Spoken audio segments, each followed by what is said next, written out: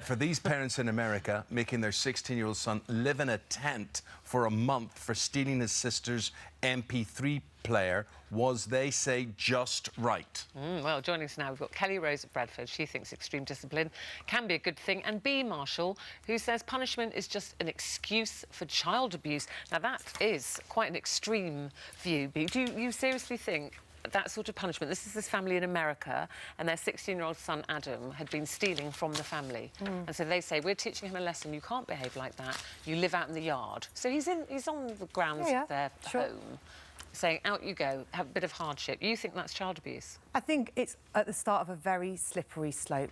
And any form of punishment puts the parent in a position of power over their child.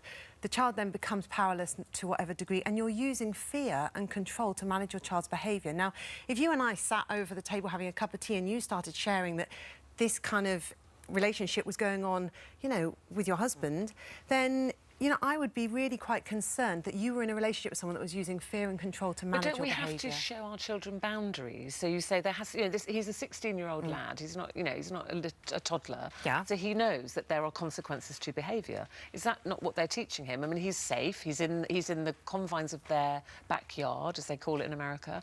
You know, he's being fed. They're just saying he needs a bit of hardship. He needs to learn a lesson. He needs to think about what he's done. Because stealing from your family, stealing anyway, but stealing from your family, it's a big thing. Absolutely. I'm not condoning the stealing at all. I just think that there are much better ways to deal with this situation, or any situation with unwanted behaviour with our children.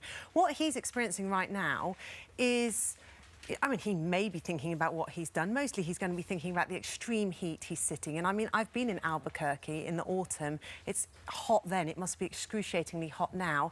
And I'm not sure how much this is actually going to help him change his behaviour, because behind every behaviour is a positive intention. Do you not think he'll think, oh, I won't do that again? No, he'll do something different, because behind his behaviour is a positive intention, which we don't know what it is. But when we can understand our child's positive intention... What, meaning why he was stealing? Yeah. There's something positive behind that. Behind that, he's trying to make his world right in some way. We all are. Whenever we behave in an inappropriate way, we're always trying to make our world right. You know, think about when you pick at an argument because, you know, you had a crappy day and you're trying to get some attention, for example. I think overanalyzing it a little bit. Yeah. What do you think? Would you put your boy, he's what, 13 now? If he was naughty, would you shove him in a tent in the garden? Gosh, yeah, I'm thinking of doing it this weekend, actually. It's given me all kinds of ideas for discipline now, this one. But yeah, absolutely. I think, you know, children need boundaries, and as parents, we're not there to be our children's friends. And I think, you know, very much kids want to know how far they can push mum and dad and what's going to happen if they do push them too far. And I think, you know, the fear of the punishment, I think, is a good thing. I think, you know,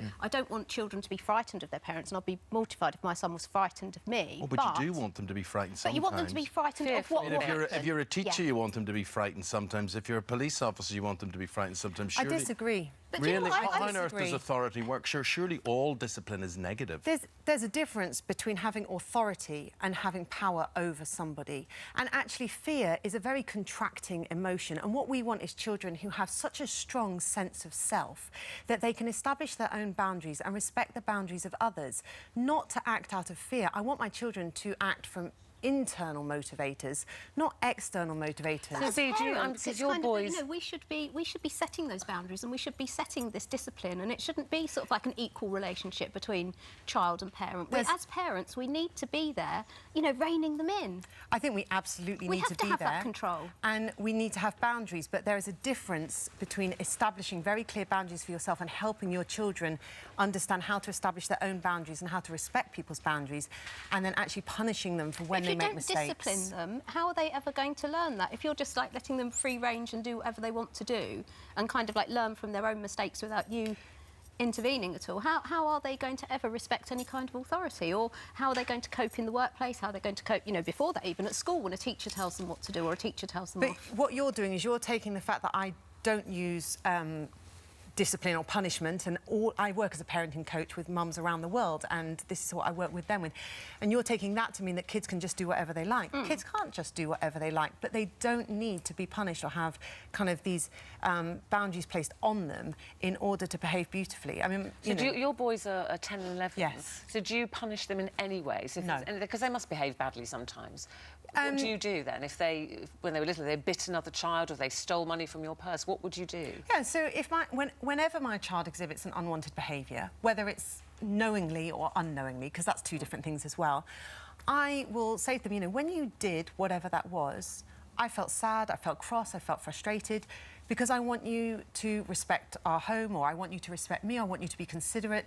Would you be willing to explain to me why you decided to do that? And my kids trust me, and we have this amazing relationship. Do they never do it again? But we've also used that voice that makes you fearful. When you talk about intimidation, yes, would you be willing to explain to me why you did that? I think that's your own issue, but there's an implicit threat in that. Would you be willing? Because if you're not willing, there's going to be a consequence. No, if they're not willing, that's fine. For more of the same, just click here, and don't forget you can subscribe for even more of these amazing videos exclusive to our channel. You know, a lot of men that do suffer from body image issues, not just women. It's a universal problem that a lot of us have, and it's something I still struggle with, especially since I've become pregnant.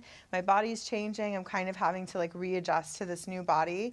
But growing up, it was really hard because of being bullied. But I learned very quickly that you have to surround yourself with people that are positive and that support you